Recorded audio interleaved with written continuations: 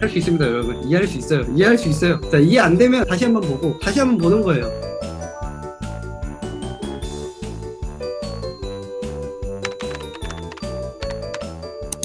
네, 안녕하십니까 여러분, 우리밋입니다. 이번 시간에는 스코프에 이어서 클로저에 대해서 다뤄볼 건데요. 저는 한번 말을 이렇게 만들어 봤어요. 내가 죽어도 너만큼은 기억하겠어. 왜 이렇게 만들었는지 한번 뜯어보자고요. 일단은 클로저는 상위 스코프의 변수를 가리키는 함수예요. 그리고 클로저가 만들어진 환경을 기억한대요. 일단은 번역하면은 폐쇄라고 하는 건데요. 왜 폐쇄라는 뜻으로 만들었을까를 보면은 이 클로저가 만들어진 환경을 기억한다 라는 의미에서 클로저라고 짓게 된 건데요. 지금은 아직 이해가 잘 안 될 수도 있어요. 상위 스코프의 변수는 이제 지난 시간에 다뤘으니까 이해가 될 거고요. 변수를 가리키는 함수, 스코프에 대해서 명확히 이해가 됐다면은 이 부분도 이해가 됐을 거라고 생각을 합니다. 한번 왜 클로저가 이러한 정의를 갖고 있는지 하나씩 이해를 해보도록 하겠습니다. 일단은 클로저는 함수라고 머리에 박아두세요. 아, 클로저는 함수구나. 클로저 함수, 클로저 함수, 클로저 함수. 네. 자, 이것에 대한 출력값을 한번 예측을 해볼까요? 클로저라는 함수를 호출하면 어떻게 나올지 한번 예측을 해보자고요. 사과? 사과요. 그쵸? 이거는 뭐 그렇게 어려운 코드가 아닙니다. 근데 이게 바로 클로저라는 거예요. 이 동작에 대해서 이해하려면 상위 스코프를 따져봐야 하는데요. 자, 먼저 이 클로저 있잖아요. 이 클로저 안에 현재 애플이라는 변수가 선언되어 있지 않아요. 따라서 클로저 지역 스코프에는 애플이 없습니다. 따라서 상위 스코프로 건너가게 되는데요. 상위 스코프인 get 클로저 지역 스코프에 애플이 선언이 되어 있기 때문에 이 값을 이 클로저 스코프가 가져와서 그 사과라는 값을 반환을 해주는 겁니다. 자, 근데요, 이게 사실 다소 난해할 수 있는 게 클로저가 지금 호출되는 위치가 전역이잖아요. 전역이에요. 전역인데 get 클로저의 스코프를 참조한다 라고 생각을 할 수 있는데요. 이거는 지난 시간에 계속 얘기했던 렉시컬 그리고 정적 스코프 때문인데요. 천천히 한번 뜯어볼게요. 이 get 클로저가 호출되는 순간 클로저라는 함수가 반환이 됩니다. 따라서 이 클로저는 이 함수를 갖고 있어요. 근데 이제 이 함수를 호출했을 때 그 위치가 전역이란 말이에요. 전역인데 전역에 있는 상위 스코프를 참조하지 않고 get 클로저의 지역 스코프를 참조했어요.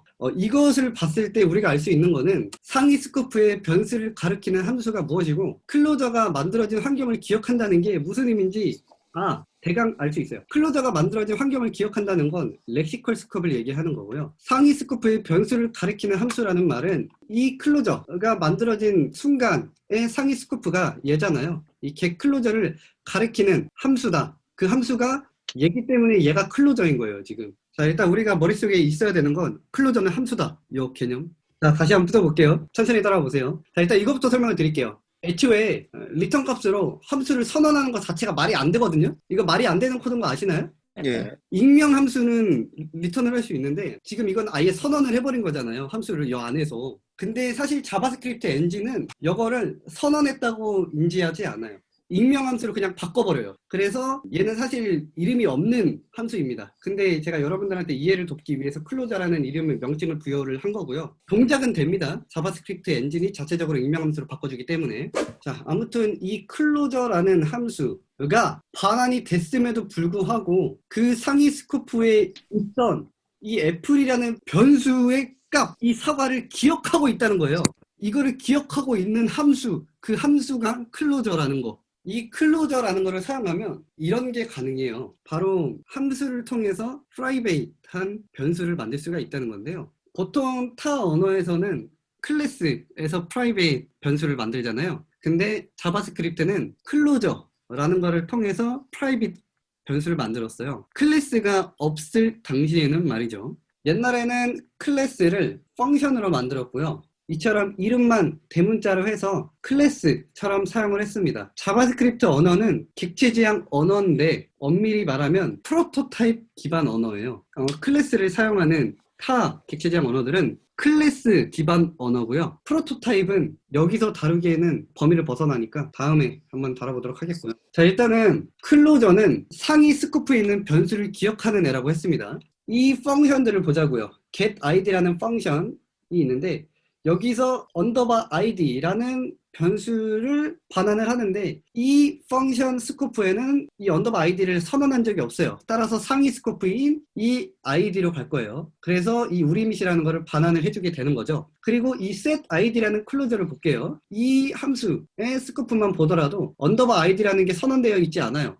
따라서 상위 스코프에 언더바 id를 반환을 해주는 거죠. 이처럼 자기 스코프에 없는 변수를 상위 스코프한테 가서 그 변수를 가져오는 애, 그 변수에 접근하는 애를 클로저라고 합니다. 그리고 이거를 쓰면 이제 프라이베이트한 변수를 만들 수 있다고 했는데요. 지금 이 코드를 한번 보자고요. 이 코드를 보면은 user.getID 하면은 이제 이 우리밋이라는 거를 반환을 해주는 건 알았어요.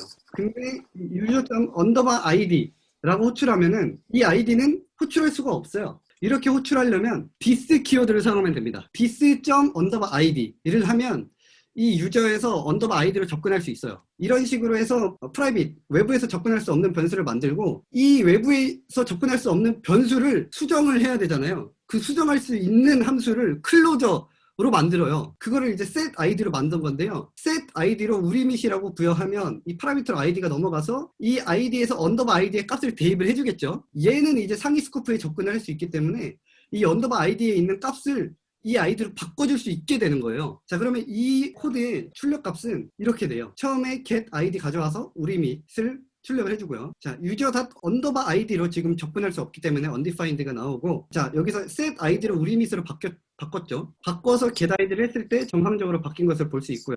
역시나 underbar id로는 접근할 수 없었습니다.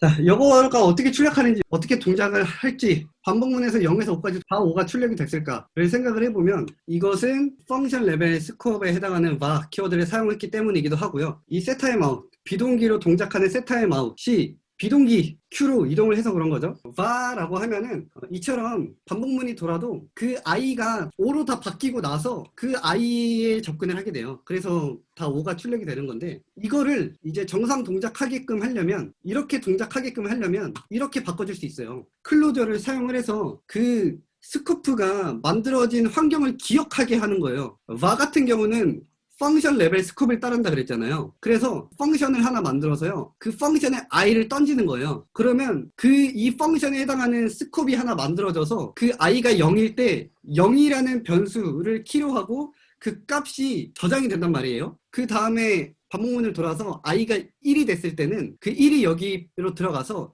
그 1에 대한 스코프이 또 하나 만들어져요. 자, 렉시컬 스코프는 클로저가 만들어진 환경을 기억하기 때문에 각각 i의 스코프를 참조하게 된다는 거죠. 자, 근데 우리는 이거를 이렇게 사용하지 않죠. 기본적으로 그냥 let으로 선언을 해버려요. let은 블락 레벨 스코프를 따른다 그랬잖아요. 따라서 이 블락 기준으로 스코프가 형성이 되기 때문에 자체적으로 이 i에 대한 스코프를 가지게 됩니다. 따라서 이 i가 그 0, 1, 2, 3, 4에 다 접근을 할 수 있게 되는 거고요. 그래서 일반적으로 var을 사용하지 말고 let을 사용을 해라 라고 하는 거죠. var을 사용을 했을 때는 이렇게 코딩을 해야 이처럼 동작을 하는 거고요. let을 사용을 하면 이렇게 간단하게 일반적인 사고의 방식처럼 동작을 하게 되는 거죠. 자바스크립트 엔진은 let으로 변수를 선언을 하게 됐을 때 이 반복문을 자체적으로 오른쪽처럼 바꿔줘요. 이렇게 바꿔줘 버립니다. 내부적으로는 이렇게 동작하는 거예요. 할 수 있습니다, 여러분. 이해할 수 있어요. 자, 이해 안 되면 다시 한번 보고 다시 한번 보는 거예요.